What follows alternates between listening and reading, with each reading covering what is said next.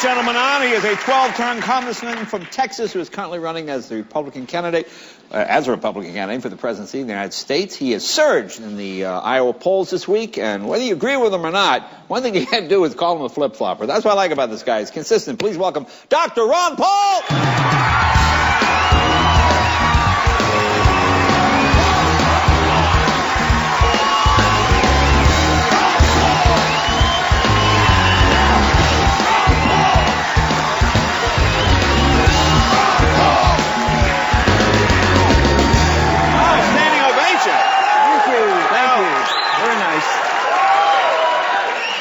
If you win, do they all get to come to the inauguration? Oh, absolutely. There you go. Yeah.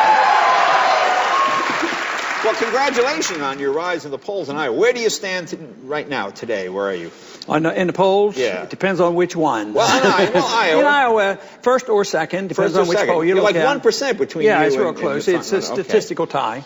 Now, do you enjoy the debating? Do you like that? Is that a forum that you... Yes, I enjoy the debating, but I wish it were a real debate and I didn't have to wait 2 hours to talk 3 minutes. Yeah. I mean... That's the frustrating part. Well, this is your third time running for president. Right. And this is the most momentum of the three campaigns, wouldn't you say? Is this... No doubt. Yeah, no doubt. Yeah, okay. So, how do you account for the current success? What do you attribute it to? Well, it isn't because I changed my message. The message has been the same, but the country is changing. You know, I've tried to prevent some wars from starting, and now the American people are tired of the war, Afghanistan 10 years. I've talked a lot about economics. That's what really got me motivated to talk and run for office. And there was a lot of handwriting on the wall about financial bubbles and housing bubbles. And now that they have come about, the credibility has built, and the people are very worried about the economy. And that's something I've talked about for a long, long time. Now, you're 76 years old, and... You know, young people usually go with a young candidate, whether it was President Kennedy, certainly Barack Obama, but you seem to be doing the strongest among young voters, young people. What do you attribute that to? Well, I don't have a complete answer for that, but yeah. I think my ideas are young, and they're very appealing. But actually, some of them are quite old, about the gold standard and the whole deal. So those are those are old ideas that have come around again, aren't they? But freedom is very appealing. It's based on principle. They know that I stick to my guns and I follow the Constitution. But I think young people don't have their minds all mixed up after a while. You know, some people, especially if they go to Washington and then they go to college and they really get their minds mixed up. And I think younger people tend to be more principled. And later on, we're taught to blend in and mesh in and go along with the crowd. You certainly notice that in Washington. People go there with high principles. Before you know it, they sort of change their minds. So what role should the federal government play in people's lives? Well, it's very minimal, but we have... a document that tells us exactly what it should be, and that's the Constitution. Right. So if they... Anybody that can read should know, but the most important part of the Constitution that tells us exactly what to do is Article 1, Section 8. At least 20 things that we're allowed to do. And what we're not allowed to do, it is reserved for the people and the states. But basically, generally, it's the country was organized, they needed a strong national defense. That's not, a state matter. Right. But in general, it's to preserve liberty, to allow people to run their own lives, to spend their own money. Now, you have a returning power to the state. Elaborate on state rights. What did they used to be able to do, they can't do? What should they be able to do?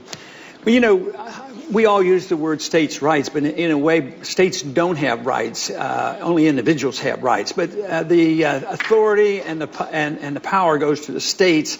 But it's pretty open-ended. If you look at the Constitution, it says if we don't say what the federal government can do, everything is reserved, the powers and the rights, to the states and to the people. So in a way, when you look at that, you give permission to the states to do a lot of things, and sometimes they can mess up. Yeah. But it's the state's business, not the federal government. That's why we shouldn't have 100,000 federal bureaucrats telling the states and the people what to do. So. Well, an example would be, like, for example, the EPA. I mean, to me, it seems good if the whole country agrees we're not going to do this, whether it's coal or oil or whatever. I mean, if one state is allowed to pollute and another state isn't, and then it blows over into that state, isn't it good to have certain things that everybody, as a country, we should agree on? Yeah, and they have authority to do that because this is involved with interstate commerce, and they can do this, but it doesn't endorse the bureaucratic approach to create an agency, a government that preempts, no prior restraint. We don't want prior restraint with our First Amendment. We don't want prior restraint in the business sector either. So, but property rights should be protected. States should do it, and states can have agreements, but then if there's an argument, then the federal government should be involved, and the government should be involved in environmental issues, especially between national boundaries. You know, Mexico and Canada would have something to say. But the government's, this is one thing that many conservatives and libertarians slip up on, and that is on the environmental issue. But if you're a real strict property rights person, environments are protected because it's property, and you can't ever damage or pollute your neighbor's property. So it actually would have been a lot stricter than what happened in the Industrial Revolution, where big business and big government got together and allowed too much pollution to occur. Now, we're going to take a break, and when we come back, I want to ask you about legalizing drugs. Your point. Is it either you're for it or you're for states being able to do it? But don't tell me now. We'll answer that when we come back. Well, we'll talk to Paul right after this.